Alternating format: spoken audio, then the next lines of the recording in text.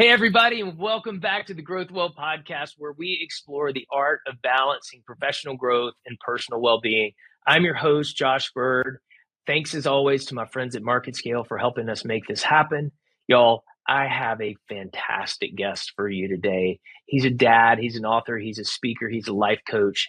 I'm going to let him tell his story, though, because I couldn't even come close to doing it justice. So without further ado, let's get into it. Welcome, Tiran Jackson.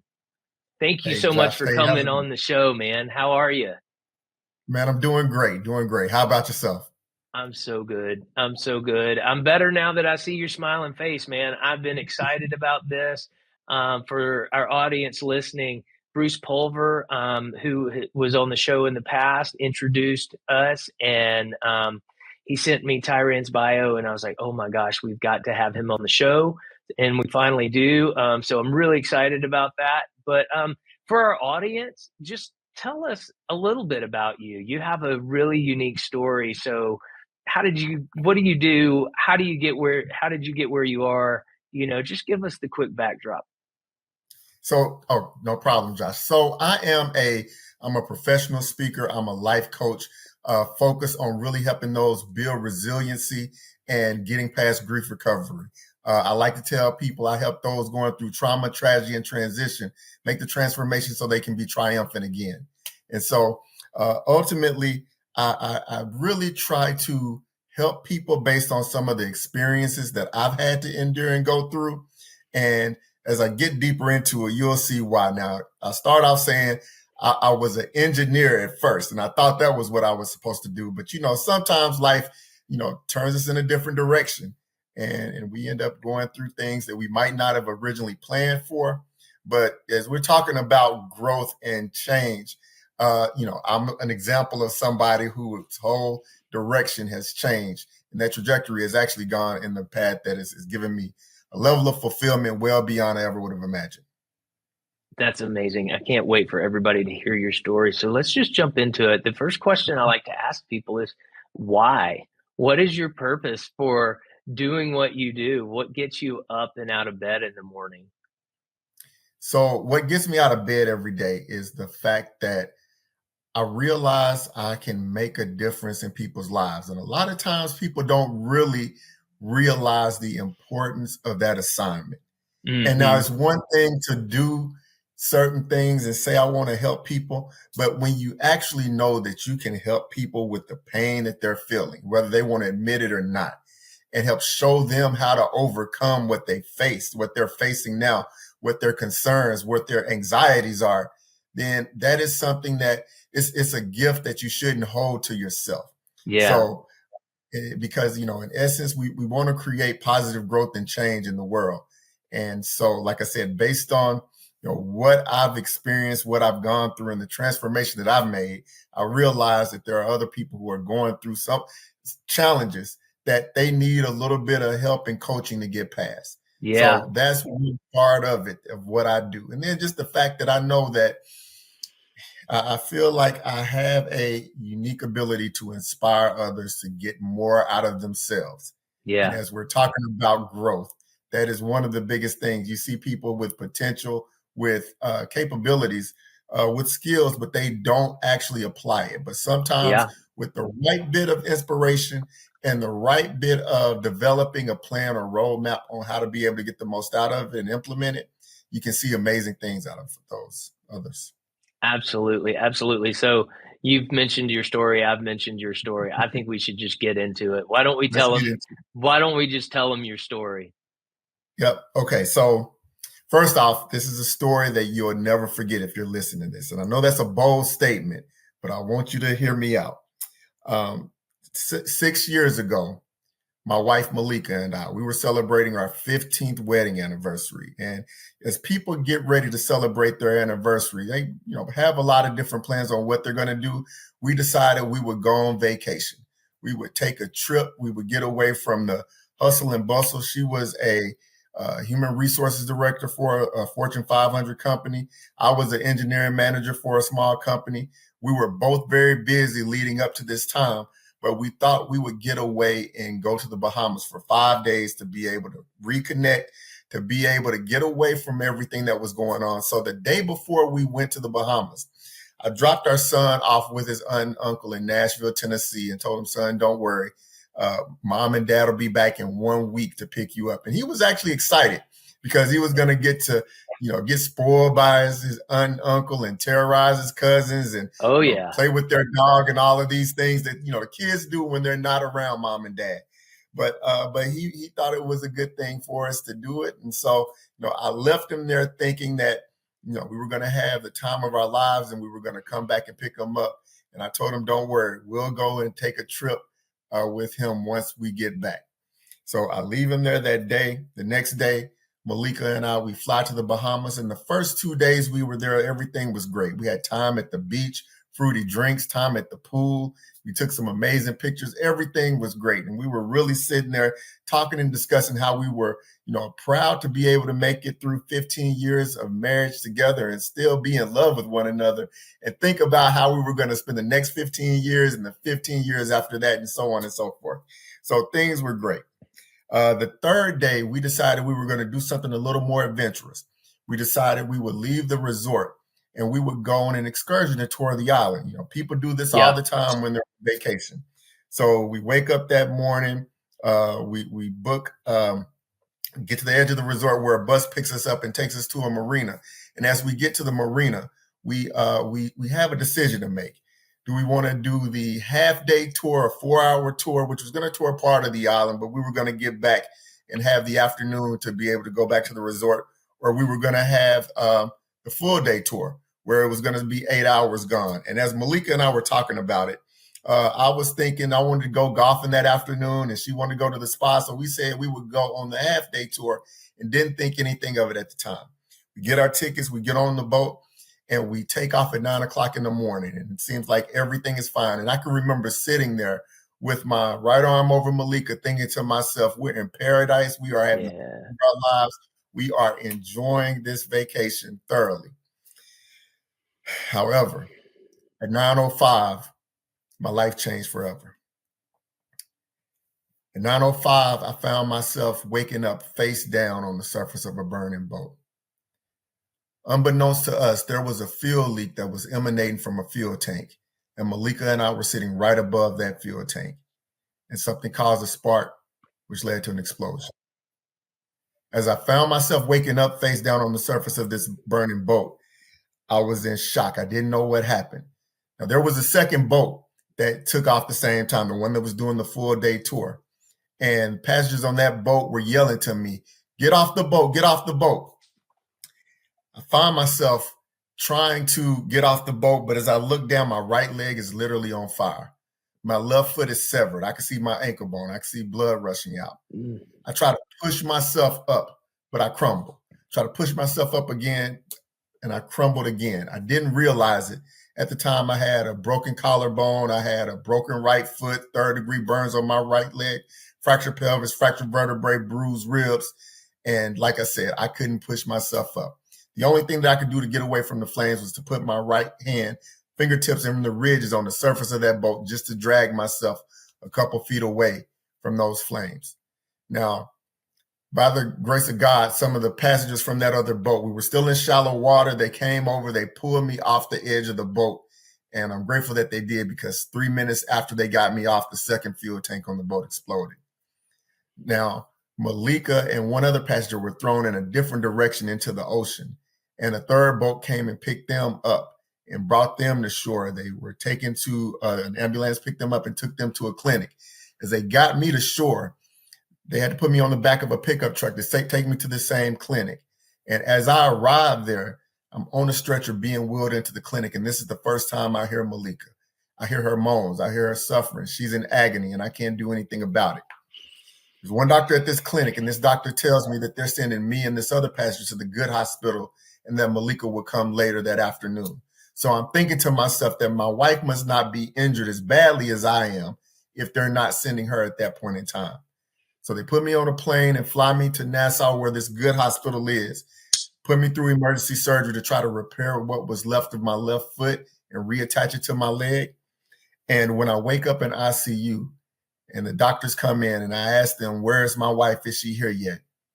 the doctors tell me, Mr. Jackson, we hate to inform you, but your wife didn't make it.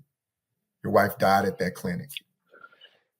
So I crawled to sleep that night. I'm suffering. I'm in disbelief. I go to sleep thinking that this is just a bad dream, that this was not real, and that I wake up the next day and everything would be okay. But I wake up the next day to the realization that this is true and that my wife is gone. Now, that next morning, I have to wake up and I have to do something I didn't want to do, but I knew I had to do. Remember that 12-year-old boy that I dropped off with his aunt and uncle? I had to call him on the phone and tell him, son, gosh. Mom and Dad were in a horrible accident and Mom's never coming home again. And to hear his pain on the other side of that, and to know that he is in shock and is going to have to suffer from a decision that he had no parts of, but as a result that he's going to have to grow up without his mother. And he's asking me, Dad, are you okay? And I'm finding myself having to lie to him, tell him over the phone that I'm going to be all right, even though I didn't know if I was going to be okay. But reassure him that God is with us and that this is something that we will get past. Later that same afternoon, after he and I talked and I calmed him down as much as possible, I'm laying there and I'm feeling worse and worse. And what I realized was there was an EKG monitor over my head. And as I could see my vital signs there over the course of 2 hours, I saw my vital signs go from green to yellow to red. What they did was they tried to reattach what was left of my foot to my leg, and my foot had gotten infected. Now this infection was starting to go through my body. And at that point, I was coming to the realization that my wife has been taken away from me. And now I'm about to die now. And my son is going to be without both of his parents. Yeah. All because we were at the wrong place at the wrong time on the wrong boat. And this tragic accident occurred. I went to sleep that night thinking that the next time I closed my eyes was going to be the last time I closed my eyes. Now, through the grace of God and a lot of things that were happening, I did wake up that next day, and I still had a lot that I had to go through. But at this point in time, things were happening that I wasn't fully aware of. And I was basically confiscated from this hospital in the Bahamas and flown to the U.S. to a level 1 trauma center in Fort Lauderdale, Florida, where they basically did everything they could to try to save my life after hearing what happened. By this time, my sister and my mom, they had gotten to the same location that I was in Florida. And the doctors were saying that they've got to do whatever they can to try to save my life. Yeah. And I go into emergency surgery and I wake up and my left leg below the knee is gone. Over the course of the next several days, I go through multiple surgeries to start putting me back together again, as I'm still trying to get over the heartbreak of my wife no longer being here. But after I went through 5 surgeries in one day, that's when things started to make sense. And I was starting to process sort of what was going on. In the midst of this whole time, I had been praying about this, what had happened, and trying to get an understanding. And at that point, God spoke to me and he told me a couple of things. He told me, Tiran, if I wanted to, I could have taken your life 3 different times. When that boat exploded, when your vital signs went from green to yellow to red, and even when you went through multiple surgeries and your vitals were still all over the place. He told me he was keeping me here for a reason, and that reason will become more apparent as I move forward. He told me that it was Malika's time to come home, and the sooner I got to a place of accepting that, the better off I would be. He told me I wouldn't go back to being an engineer, but that there was a different journey for me to go forward with. And he told me this. He told me to be resilient. Be resilient. The obstacles that I've overcome just to still be at that point were nothing compared to the obstacles that I was going to have to face moving forward, and that I had a choice to make if I not only wanted to just survive, but to thrive.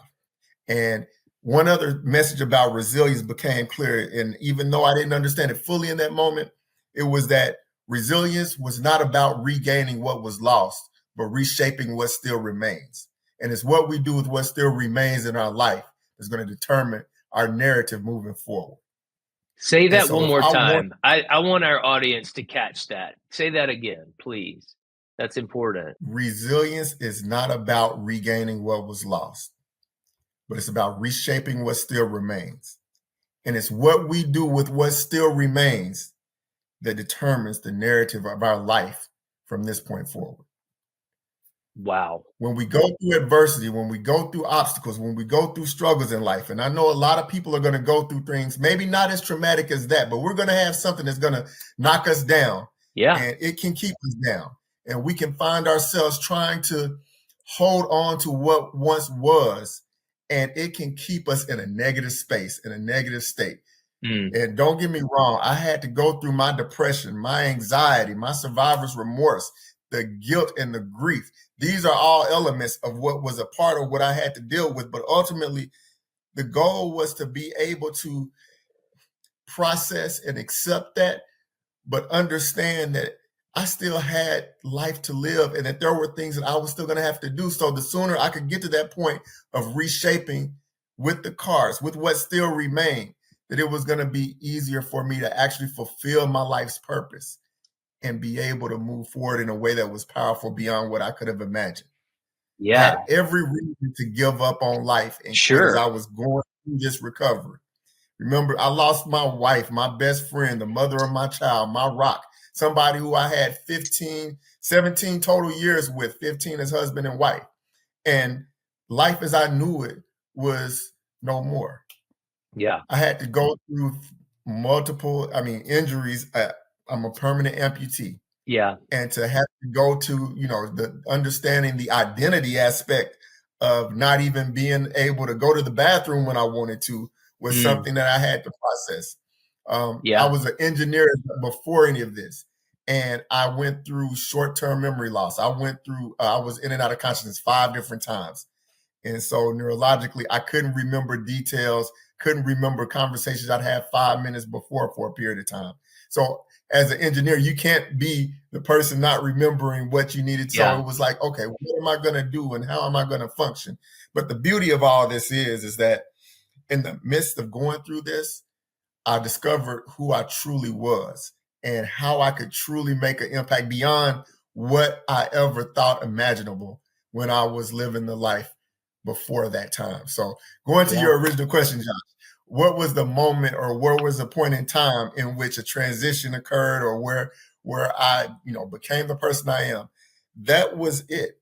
That was essentially it. I can look back to June 30th, 2018 and say that was the time in which my whole life changed. Yeah. And my business, my platform is called Reborn Resilient because a new version of me was reborn on that day. And even though I lost so much, it's created a person who has so much to gain and so much to offer the rest of the world. It's what an amazing story. And I think that leads into, the types of things we talk about on this show is how did that change your daily routines? How did that change the way you wake up in the morning, the way you look at your calendar, the way you take care of yourself and your others and others, how has that all of the trauma that you've experienced and the growth that you've experienced on the backside of that changed your personal world? Obviously, it's changed your professional world, but how do you think about your day differently? How do you go about your day now?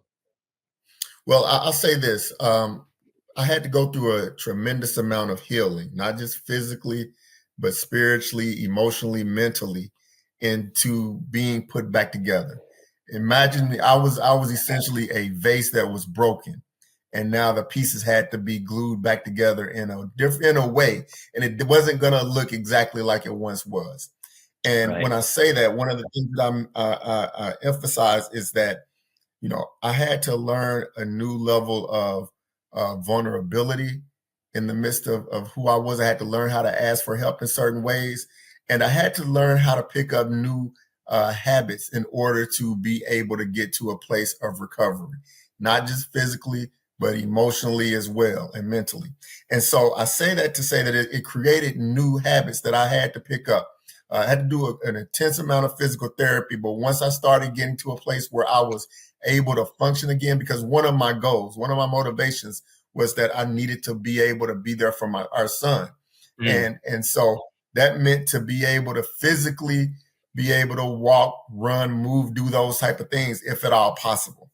it turned into me actually doing boot camps every morning to get myself physically into condition after I got past the emotional pain and trauma, because the emotional pain and trauma would keep me in a depressed state. But I found myself doing certain things to get out of it. The physical exercise was a great relief. I got into very detailed prompted journaling because it allowed me to take the thoughts that were going through my head and put them on paper, and they became more real.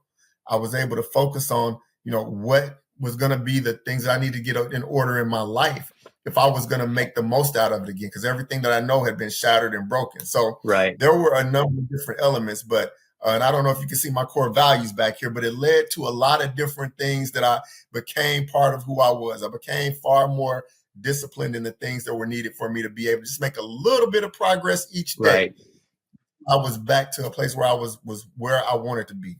Being consistent with some of these habits got me to a place where I went from not knowing if I'd ever walk again. The doctor said you might, with the prosthetic, you might walk in 8 to 10 months. But in developing these things, I was walking in 3.5 months. And by 6 months, I started running 5Ks. I never ran before. That's strong. Come on. I learned how to swim with one leg. I started to, but part of the beauty of it is that in doing these things, I was growing, and I was developing confidence in myself, and I was expanding boundaries beyond what I ever would have before. And so that's one of the things that when you realize that you are getting a payoff for doing the things that you need to do in order to improve, you become more energized, you become more focused in doing those things because you are growing and you're seeing and feeling the growth real time. So that was part of what changed in me, is that determination, that focus to understand that if I do the right things, it's going to get me to the outcome and the goal that I'm looking for. There's a process to everything. That's where a little bit of the engineer comes back. When I start thinking about those things. So anyway, that I think is so important, to be able to understand that you got to develop some of the right habits, but then have the right motivation in order to keep you going. Yeah. And something we talked a lot about on the show is, we live in a society of overwhelm. We've got our work, we got our family, we got our personal goals, whether it's health or fitness or whatever it may be. And oftentimes they're at odds with each other, right? And there's not enough time in the day. There really isn't. I know I was just having this conversation with my wife like an hour ago about how there's just not enough time in the day. And so I'm curious if, going through something like you went through, and now speaking with all of the groups that you speak with, how does that change the way you think about how you use your time and how you prioritize and what you prioritize in your life? Well, I will say this, you hit the nail on the head. I tell you, overwhelm is one of the biggest obstacles or challenges I think a lot of us face. And sometimes we don't realize how it can increase the level of stress that we have. It can definitely jeopardize, the relationships or the state of the relationships that we have with others, how we just operate.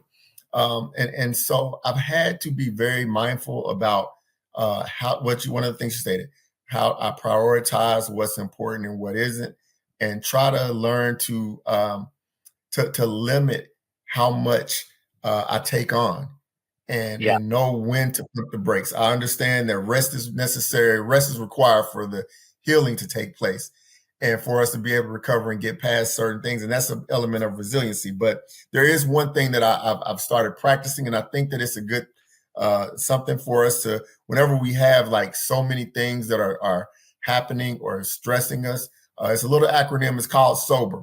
But what it stands for is the stop, observe what's going on, take a deep breath, and then you start to think about what has occurred and why am I in this situation while you're taking that moment to pause. Mm-hmm. And then the rest of that acronym is the E. You expand your perspective. You think about, how can I respond? What are my options here? And then you actually respond. I think that sometimes we get so we get so reactionary that we don't think when situations are happening. So our brain shuts off, and we just, especially if we're stressed, if we're in a mood, then that's one of the things that can cause us to to create have this increased level of stress. But Yeah. I think that when we do certain things to be able to sort of just take that moment to process what's going on, then we do a little bit better emotionally with responding to that adversity. So, Yeah. um, I so yeah, think so that's one something tool. that I don't do well, and I think most of society doesn't do well. Is you're faced with a challenge or some sort of adversity, and you often suck it up and you run headlong into it, right? And you're like, I'm gonna beat this thing, and you don't stop and go and consider the possibilities, the options, the Yeah, reality versus the emotion talking. There's so many things that I think stopping and taking that breath and taking inventory. And my one of my daughter's coaches in horses, when my daughter rides competitive equestrian jumping, and she her coach will just say, stop, get organized. And she kind of goes through this multi-point body checklist about what mhm, she's doing.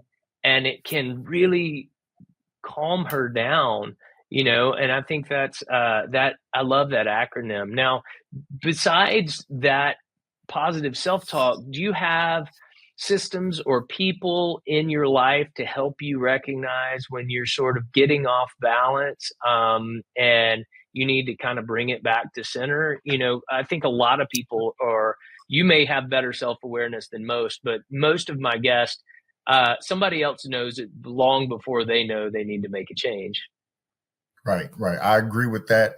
Um, One thing that I think going through what I went through, I've become far more empathetic, far more observant of how others are. But I realized how naive I was before. So, Yeah. that's an element of where you can recognize certain things. But where I'm going with this is there are definitely times where I don't see it, and I rely on other people to sort of tell me or in some ways check me to make sure that I understand that you're going through some challenges, and look, I'm not immune to them as well, but I do have a small circle of people who are emotionally aware and who I understand that I can talk to about pretty much any and everything Yeah. without judgment. And I encourage, they say that you need to have only a handful of real friends, or just I look at it this way, is that you've got to know who your people are, but you have to have your people, Yeah. and they need to be there and understand where you are in life, that there's going to be times where you got to be strong and observant for them because they don't see what they're going through, and vice versa. Right. um, we all can be victims of our own thoughts, meaning that we can always think that, look, we're better off than we really are. But sometimes having those checks, and I'm a person who believes in therapy and counseling. I never really did it before what happened to me, but in doing it, it taught me so many different things about myself that I wasn't aware of. But also, it created a level of comfort with opening up. And I Mm. think sometimes we don't do that because, like you said, especially as men, we have inherent masculine demeanor that, hey, I can handle it, whatever I it can handle is. it. I can handle it till I break, and then I'll stand Exactly, up and do exactly. it again. And that's a recipe for disaster that I'm so guilty of. Yeah, yeah. And I look at it like this: we all have enough stress on us to begin with. But then when we start adding all of these micro traumas on ourselves, what we're doing essentially, if you take a Coke bottle, we're shaking that Coke bottle up Oof. every time something happens. And then the key is, okay, what are you going to do when it's time to release it? Are you going to just twist that cap off fast and see the explosion come? Or are you just going to twist it off slowly so some of that pressure can relieve itself? And we have to be able to have those people, those moments, those that we're comfortable with expressing our emotions to, talking to, in order to slowly twist that cap off so we don't have so much bottled in. So Yeah, that is so, so important. Thank you for sharing that. So, I've got one last question for you, and that's just advice to others. I mean, there's been advice throughout this whole thing, but you know, I am so sorry that you had to go through the trauma that you had to go through. And the truth is, most people won't have to go through a trauma like that. But we all have our own demons, right? And so if there's one piece of advice that you've learned from all this growing that you've been doing, that you could give to our others, our listeners, and then they could share with others, what would that be? So the piece of advice I would tell everybody, because we're going to all face some type of struggle, setback, breakdown in our lives. There's a lesson in every loss, but you have to be intentional about learning that lesson. Far too often we keep going, and like you said, when something happens to us, we figure out a way to get through and we keep going, but we don't take that moment to stop and figure out, okay, what sort of caused that? What did I do to contribute to it? What can I do differently next time from preventing that from happening? How can I be wiser? How can I be more aware? How I can be smarter so I don't make the same mistake, or at least be on the lookout for when conditions and circumstances are setting up for something similar to happen. I think a lot of times we don't learn from the mistakes. We just keep going. And I think it is an intentional act. And so when things are a struggle with us, sometimes we do need to take that moment shortly thereafter to just, sit with ourselves and think through and process what happened and figure out, what did I gain from this situation to prevent something similar from happening in the future. Yeah. And, you said something that you kind of passed right over, but I think it's really important, or it's important, at least to me, is being real with yourself and taking ownership of your contribution to said situation, right? I mean, things do happen to us in life, but oftentimes, part of it, at least, maybe the way we responded to that thing, or it could be the way that we positioned ourselves to allow that thing to happen, or a number of things. And I think it's really hard, but taking ownership of the whatever your role in that lesson was, and just is super important and super hard to do. But I think the more we can do that, we'll be healthier and happier and move forward in a way that's healthy, right? I agree. And it's so easy to point the finger elsewhere and look at what other people did. But when you get that mirror and you're being real with yourself, you understand that, okay, in most cases, you had a bigger role in it than what you might want to accept. Yeah. And so absolutely. But that leads to growth and change. So you become a better person moving forward. So it's all part of it, part of the journey we have as we live. So yeah. So what's next for you? What's next for you on your growth journey? What are you excited about? What are you doing? So what I'm doing, so I am on bigger and better stages. I've been able to share not just my story, but share about what it truly means to have a resilient mindset and live a resilient life. We with companies, organizations. I just did a big talk recently for the Las Vegas Raiders and their football team, and some other big clients. But I realized that part of my journey is to be a vessel to help people who are in some ways stuck and paralyzed, or either going through the motions but not really realizing how they can get the most out of life. Yeah. And I like to frame it that if I can make lemonade out of the lemons that I had in my life, then there is no reason why you can't either.